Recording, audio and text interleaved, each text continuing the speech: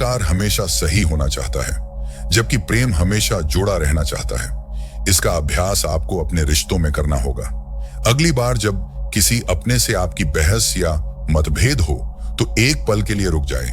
भले ही आप 100% सही हों, अपने अहंकार को जीतने का मौका मत दीजिए। बस इतना कहें, मैं तुम्हारी बात को समझने की कोशिश कर रहा हूं। उस एक पल में आपका अहंकार चीखेगा, वह आपको उकसाएगा। लेकिन अगर आप शांत रहे तो आप महसूस करेंगे कि सही होने के छोटे से सुख से कहीं ज्यादा गहरा और स्थायी सुख प्रेम से जुड़े रहने में है। आप कठोरता से कोमलता की ओर बढ़ेंगे। आप प्रेम को ग्रहण करने के लिए एक खुला और सुरक्षित पात्र बन जाएंगे। ये उपाय और तकनीकें तो केवल औजार हैं। असली काम तो इन औजारों से अपनी आत्मा को तराशने का है, उसे एक ऐसा रूप देने का है जो दिव्य प्रेम को आकर्षित कर सके। यह एक गहरी आंतरिक साधना की प्रक्रिया है। तो क्या आप उस प्रक्रिया को गहराई से समझने के लिए तैयार हैं, जहां एक साधारण इंसान एक आध्यात्मिक चुंबक में रूपांतरित हो जाता है? वे व्यावहारिक उपाय जो हमने जाने, वे केवल दरवाजे हैं। असली यात्रा तो दरवाजे के पार आपके भीतर के अनंत ब्रह्मांड में होती है। यह रूपांतरण की प्रक्रिया है, जहां आप अपनी चेतना, ऊर्जा और मन की मिट्टी को फिर से गूंथते हैं। यह आत्मा की कीमियागिरी यानी एल्केमी है। पहला चरण, शून्य में उतरना। साधना का पहला कदम है मौन की गहराई में डूबना। यह केवल चुप रहना नहीं है, यह मन के भीतर चल रहे निरंतर शोर को शांत करना है। आपका मन एक तूफानी झील की तरह है, जिसमें हजारों विचार लहरों की तरह उठते रहते हैं। मौन की साधना उन लहरों से लड़ना नहीं, बल्कि झील को बस शांत हो जाने देना है, ताकि सारी मिट्टी अपने आप नीचे बैठ जाए और आपको पहली बार वह पारदर्शी जल दिखाई दे जो आपकी असली चेतना है। जब आप इस अभ्यास में गहरे उतरते हैं तो एक चमत्कार होता है। आपको पहली बार यह बोध होता है कि आप अपने विचार नहीं हैं। आप उन विचारों को देखने वाले साक्षी हैं। वह आकाश है जिसमें ये विचार रूपी बादल आते और जाते हैं। यह पहली जागृति है, जब आपके भीतर का सारा शोर थम जाता है और केवल एक गहरी शांति बचती है। तब क्या आप उस शांति में स्वयं के उस हिस्से से मिलते हैं जो कभी नहीं बदलता, जो हमेशा से था और हमेशा रहेगा? दूसरा चरण, श्वास की चेतना। जब मन शांत होता है तब आप अपनी सांसों के रहस्य को समझ पाते हैं। आपकी सांस केवल हवा नहीं, यह प्राण है, यह जीवन ऊर्जा है, यह ब्रह्मांड और आपके बीच का एक अदृश्य पुल है। हर सांस जो आप अंदर लेते हैं वह इस ब्रह्मांड की ऊर्जा को अपने भीतर भरना है, और हर सांस जो आप बाहर छोड़ते हैं वह स्वयं को ब्रह्मांड में विलीन कर देना है। इस द्वार को पार करने की तकनीक सरल है। बस अपनी हर आती जाती सांस के प्रति सजग हो जाएं।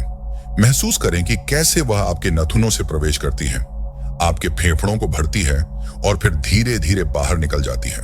इस सजगता से आप भविष्य की चिंताओं और अतीत के बोझ से मुक्त होकर वर्तमान के एकमात्र सत्य में स्थित हो जाते हैं। आपकी ऊर्जा स्वाभाविक रूप से ऊपर उठने लगती है, क्योंकि शांति केवल वर्तमान में ही मौजूद है। आपकी हर सांस एक धागे की तरह है जो आपको जीवन से जोड़ती है। क्या आपने कभी उस धागे को महसूस करने की कोशिश की है, यह जानने के लिए कि वह कहां से आता है और कहां जाता है? तीसरा चरण, प्रेम का आत्म संवाद। रूपांतरण का अंतिम और सबसे महत्वपूर्ण मार्ग है खुद से बात करने का तरीका बदलना।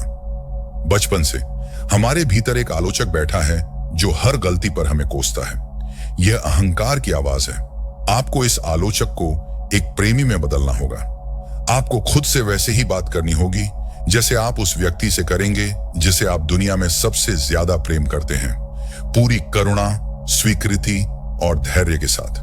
जब आपसे कोई भूल हो तो खुद को धिक्कारने की बजाय कहें, कोई बात नहीं, मैं सीख रहा हूं। जब आप असुरक्षित महसूस करें तो खुद को याद दिलाएं, मैं जैसा भी हूं संपूर्ण और योग्य हूं। यह आत्म प्रेम की साधना आपके उन गहरे जख्मों को भर देती है जिन्हें दुनिया की कोई मरहम नहीं भर सकती। यह आपके अहंकार के किले को धीरे धीरे पिघला देती है। यह पूरी प्रक्रिया एक तितली बनने जैसी है। साधना के कोकून में आपका पुराना स्व पूरी तरह से बिखर जाता है ताकि एक नए, रूपांतरित और सुंदर स्वरूप का जन्म हो सके।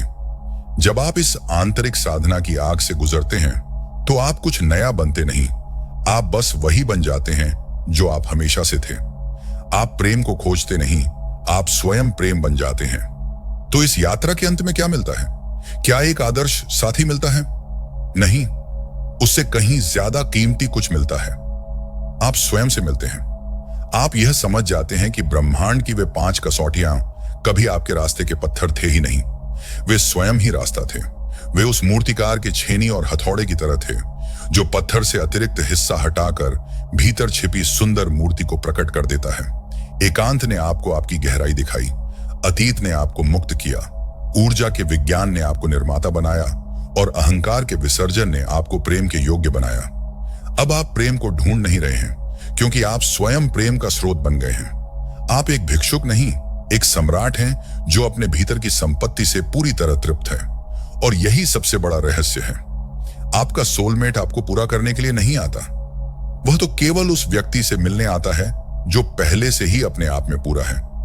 वह आपके आधे हिस्से से नहीं, आपकी पूरी आत्मा से मिलने आता है। ब्रह्मांड की सारी परीक्षाएं बस आपको उस पूर्णता तक पहुंचाने का एक दिव्य विधान थी। अब आप एक शांत झील हैं, और जब आप शांत होते हैं तो पूरा ब्रह्मांड आप में अपना प्रतिबिंब देखने लगता है। अब मैं आपसे एक अंतिम प्रश्न पूछना चाहता हूं। अगर आज इसी पल आपका सोलमेट आपके दरवाजे पर दस्तक दे, तो क्या आपका हृदय उस प्रेम को बिना किसी शर्त, बिना किसी भय के अपनाने के लिए सच में खुला और तैयार है? इस यात्रा पर आप अकेले नहीं हैं, हम सब सहयात्री हैं। नीचे कमेंट करके हमें बताइए कि इनमें से कौन सी कसौटी आज आपके जीवन में सबसे ज्यादा गूंज रही है, ताकि हम सब एक दूसरे की ऊर्जा से सीख सकें। इस ज्ञान की लौ को उन आत्माओं तक भी पहुंचाइए जो शायद इसी मार्गदर्शन की तलाश में भटक रही हैं। और यदि आप आत्मा की इस गहरी यात्रा पर हमारे साथ बने रहना चाहते हैं, तो चैनल को सब्सक्राइब करके इस परिवार का हिस्सा बने।